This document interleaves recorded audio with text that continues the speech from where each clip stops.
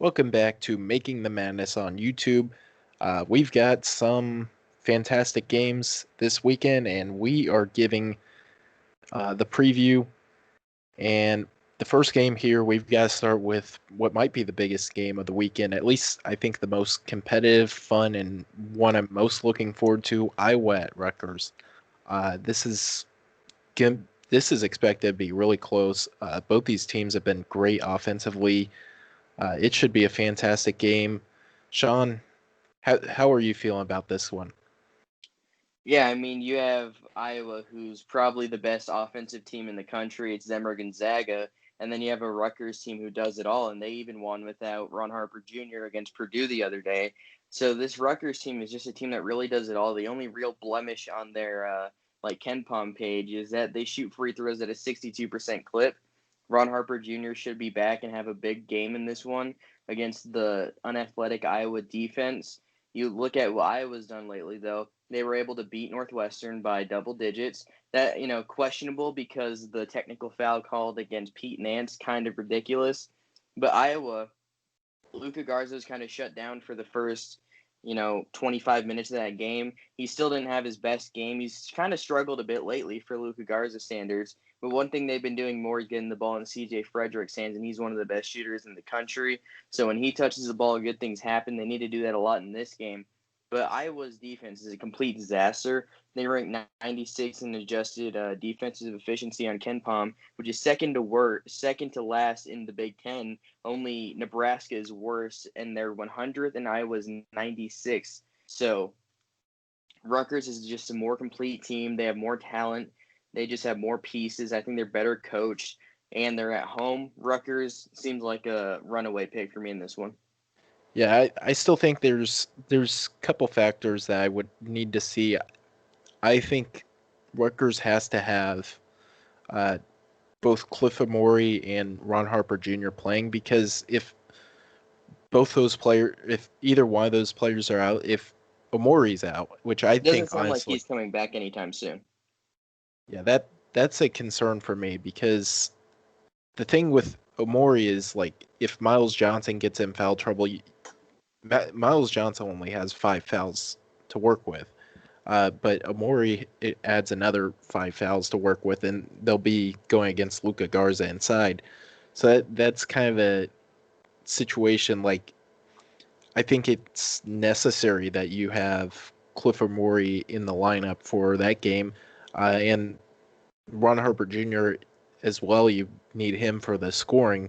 Uh, I think they have to have both those players. I think to at least defensively, Omori would slow down and kind of help Iowa be kind of slowed down on the offensive end and force it to be a Jordan Bohannon type shooting game.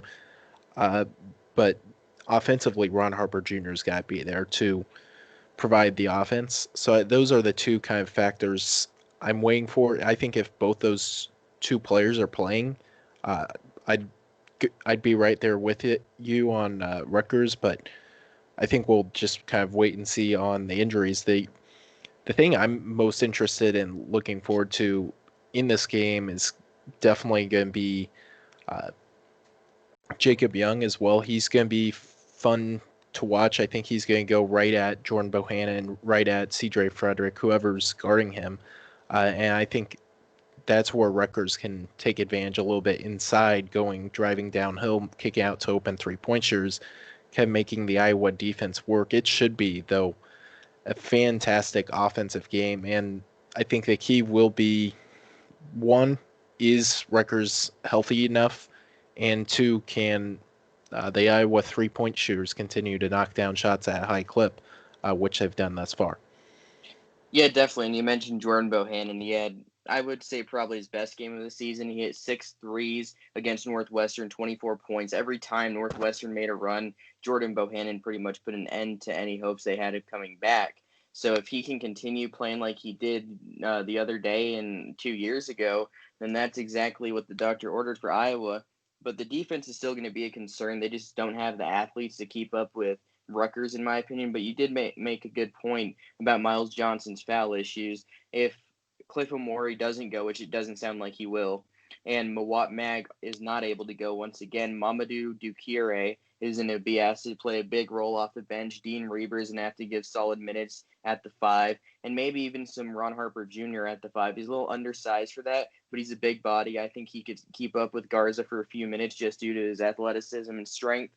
I think overall they can find a way to stop Garza, and I think Rutgers will win this one at home by 6. Yeah, I'm gonna wait and see on the picks until we get a better understanding on the injury. But I'll say if both Amori and Harper Jr. in the lineup, I'll go Rutgers by 7. If one, I guess the most likely is Harper Jr.'s in the lineup, Amori's out. I'll go Rutgers by 2, and then if neither one are playing, I'll take Iowa to win by like 7 or 8. Yeah, that's fair. Yeah, I just think overall Rutgers is better, but I do think they do need Harper to play. Yeah, absolutely need Harper to play. But should be a fun game. I think whatever the over under on the game is, take the over.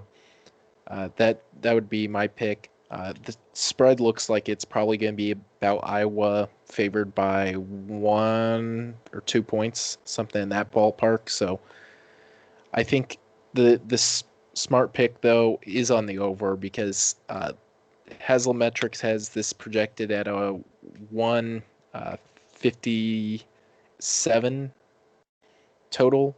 I think this is going to be.